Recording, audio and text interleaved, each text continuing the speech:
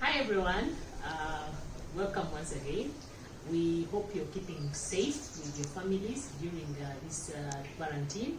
Here at Ancient Wisdom, we are also keeping safe, and we are mindful of the fact that you are at home, and that is why we keep sending you, keep you abreast with these life skills principles, so that you can know what to do.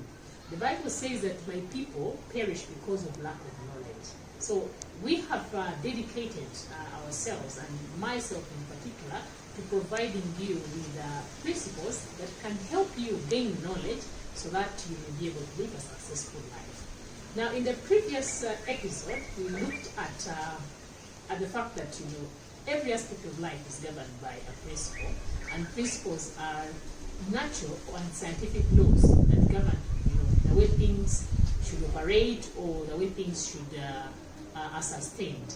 And these principles will affect you whether you know them or not.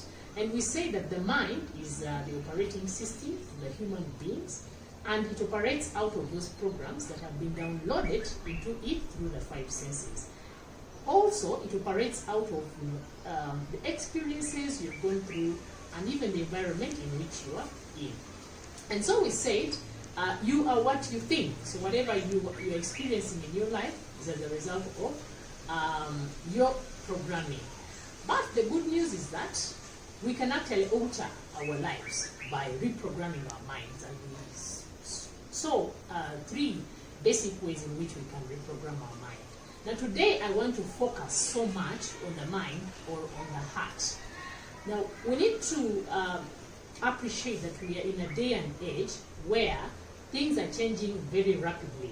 Technology advancement is happening at a very rapid speed.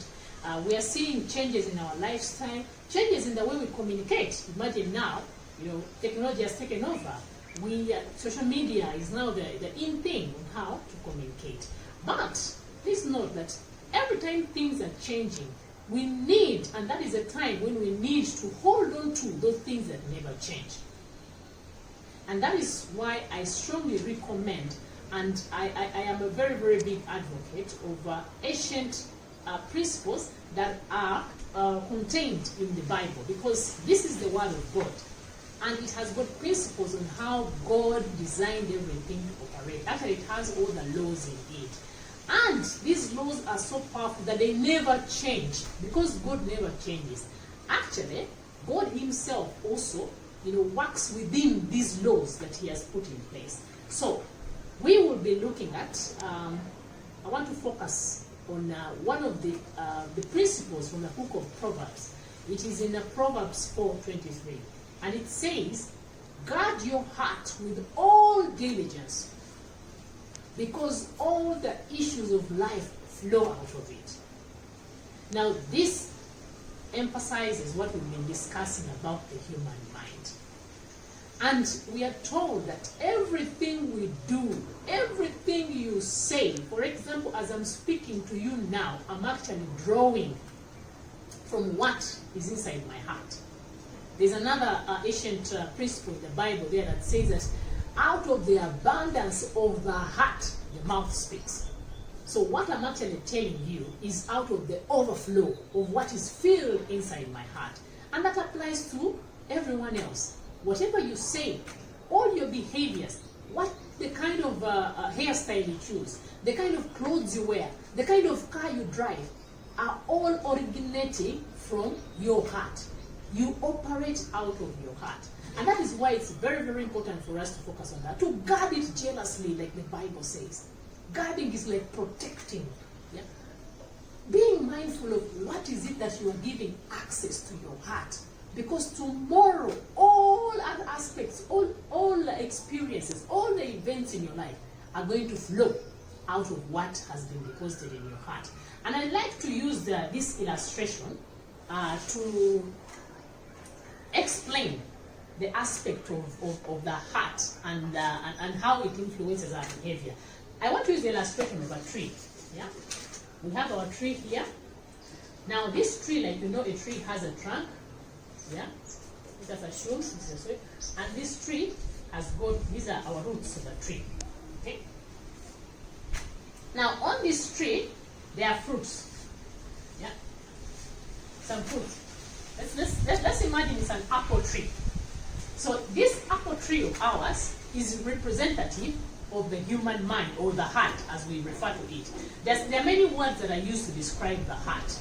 In some other instances, it's called the subconscious. Like I said earlier, yes, it is that part, the operating system, the spirit, yeah?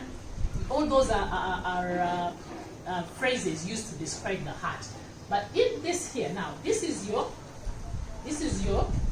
heart. And this is the soil now. Like you know, for us to have this kind of tree, we need to plant seeds in the soil. Now, the seeds here, in reference to what we are discussing, the seeds here are what I said, what you're taking in through the five senses. The things that you're watching, the things that you're listening to, continuously listening to, your experience, the words that are being told to you are all seeds that are coming into the soil.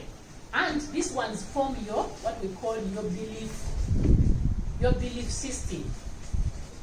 Okay? So this is your belief system. Now, your belief system here will determine your values. Now, values are those things that you really, that guide the way you operate, that determine the kind of decisions you make, that are very, very important to you, yeah.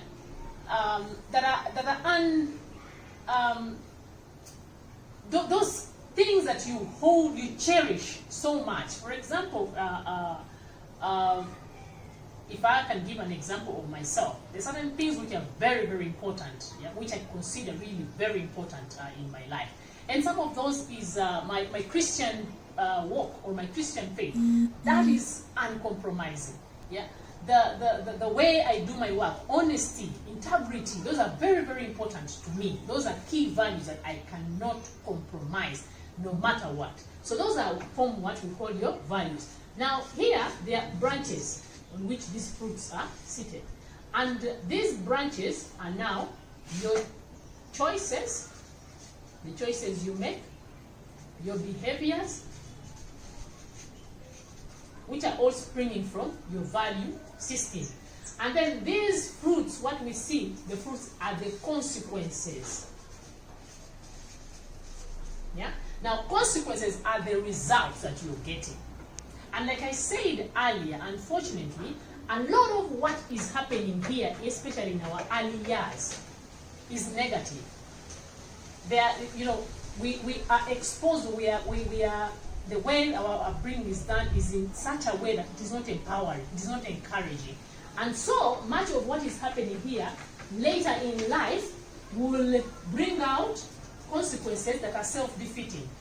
And that's when we see failure, we see frustration, we get stuck in life. Because the seeds that we are sowed here, which are feeding, which are from where our values are coming from, which influence our choices and behaviors, leads us to a certain result. And the result would be, what we look at as the consequences here would be fear. For example, if you are raised in an environment that is,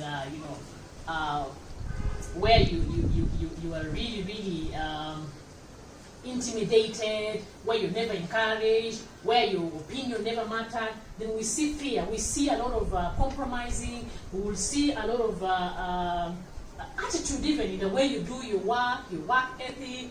Yeah, so those are as a result of what happened here, which later formed your value system and influences your choices, your behaviors, and how you make decisions, how you analyze it, how you reason, is all influenced by the seeds that were sown here.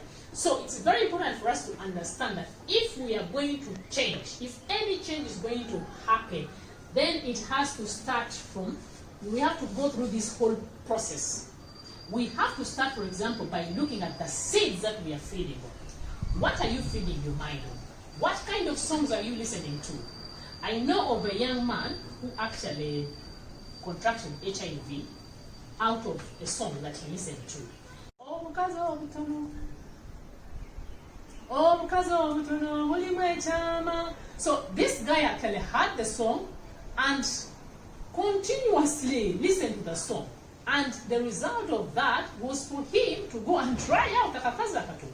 And the consequence was he contracted HIV out of just the mere song that he listened to. So be careful. What kind of songs are you listening to? What kind of words are you listening to? Which books are you reading? Which people are speaking into your life? Because these are going to influence your value system. Yeah? The things that you cherish, that you hold dear to, that you cannot compromise. And these will determine your choices. Yeah? The choice of, you will tell your choices and behaviors, your attitudes towards work, how, your passion, yeah, towards the things that you do, which in the end will either give you positive or negative results. So I thought this is very important for us to understand that we actually are, this is an entire system. And if we're going to see any change, if we're going to realize any transformation, like Paul says, then we need to renew the mind. We need to plant the right seeds in the mind. So I encourage you to please send me questions on any other topics that you'd like me to address. But also, send me questions on the topics that we are discussing. Tell me about your experiences in practicing these ancient truths and principles. And I'll be very, very glad to hear from you.